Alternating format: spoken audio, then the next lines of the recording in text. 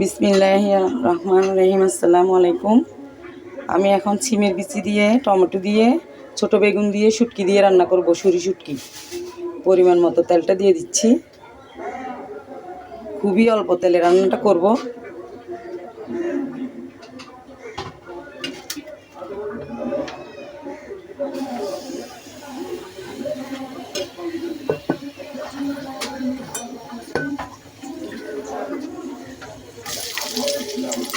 আমি পেঁয়াজ কুচি আর রসুন কুচিগুলো দিয়ে দিচ্ছি।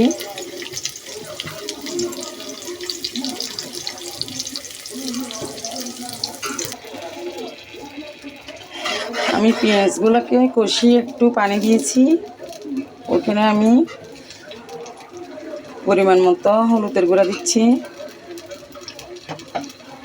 আমি শীতকালীন সবজির সাথে মরিচ দিব, কাঁচা মরিচটা, তার জন্য আমি এই লাল মরিচটা একটু সামান্য দিচ্ছি। আপনারা চাইলে স্কিপও করতে পারেন কম বেশি। এই যে স্বাদ মতো লবণটা দিচ্ছি। এখন আমি শুটকিগুলো দিয়ে দিব। সুরি শুটকি, আমরা বলি আবাইল্লা শুটকি, আপনারা কি বলেন জানি না। এটা শুদ্ধ হচ্ছে সুরি শুটকি।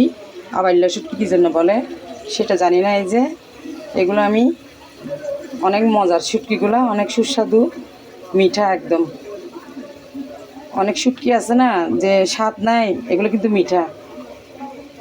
এগুলো সেই জন্য বলি আমরা আবাইল্লা শুটকি। এগুলো দিয়ে দিচ্ছি।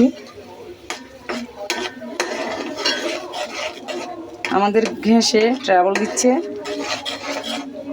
মানে রান্না করার সময় গ্যাসটা কমে যায়, আবার বেড়েও যায়, কমেও যায়, সে টেনশনও থাকি আমরা। আলহামদুলিল্লাহ যতটুকু পারি ততটুকু করার চেষ্টা করি। আর এটা এখন সিদ্ধ হবে 10 মিনিট। কষানো হয়ে গেছে আলহামদুলিল্লাহ। শুটকির ঘ্রাণটাও আসতেছে, আমার নাকে লাগতেছে। এই যে আমি দেখছেন কত টাটকা মরিচগুলো। এই যে একদম টাটকা। শীতকালীন অনেক ধরনের মরিচ বের হয়, মরিচের আচার করে রাখা যায়।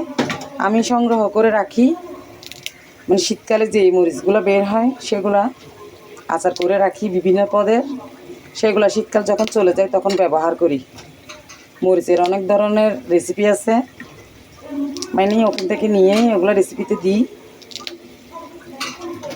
অনেক ধরনের আচার আছে, শীতকালীন যা বের হয় সবগুলো আমি অনেক চেষ্টা করি সংগ্রহ করতে, কারণ এগুলো পরবর্তীতে লাগে। সেজন্য শীতকালে যেটা বের হয় সেটা আবার গরমকালে পাওয়া যায় না, গরমকালে যেটা বের হয় সেটা গ্রীষ্মকালে পাওয়া যায় না, মানে এরকম আর কি। ওই 12 মাসে 12 ধরনের। এখন এগুলো একটু কষবে। এই যে আমি এগুলা করে রেখেছি। এই যে সিমের বিচি, তারপর দেখেন কত সুন্দর হয়েছে এগুলা। আমি টমেটোগুলো দেখেন কীরকম করে রাখছি, এগুলো দিয়ে দিব এখন। দেখেন এগুলো কষে গেছে। এখন আমি আজকে সবগুলো একসাথে দিয়ে দিচ্ছি। সিমের বিচি, বেগুন আর টমেটো একসাথে দিয়ে দিচ্ছি। দেখেন, যেহেতু অনেক পদে রান্না করা যায়, আমি ওদিনও দিয়েছিলাম, মানে বিচিগুলো আগে দিয়ে দিচ্ছি, ওগুলো পরে দিয়েছি। সেরকম রান্না অনেক পদে রান্না করা যায়। এটা কমপ্লিট নিজের উপর নির্ভর করে রান্নাটা কীভাবে করব, এটা শেখার কিছু নাই। তারপরেও বলতেছি, আপনি কীভাবে রান্নাটা করবেন আপনাদের ব্যাপার, আমরা কীভাবে রান্না করব আমাদের ব্যাপার। তারপরেও একজনে করে আরেকজনের শিখে, এক একজনের রান্না এক এক রকমের। আপনারা দূরের ও কাছের ভাই ও বোনেরা, দেশের ভিতরে এবং বাহিরের সবাই আমার ভিডিওটা দেখতেছেন, লাইক কমেন্ট শেয়ার করবেন, সাবস্ক্রাইব করে আমার পাশে থাকবেন।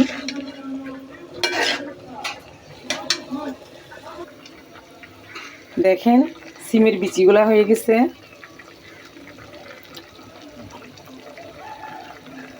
কেমন হয়েছে কমেন্ট করে জানাবেন। আজ এই পর্যন্ত, আল্লাহ হাফেজ।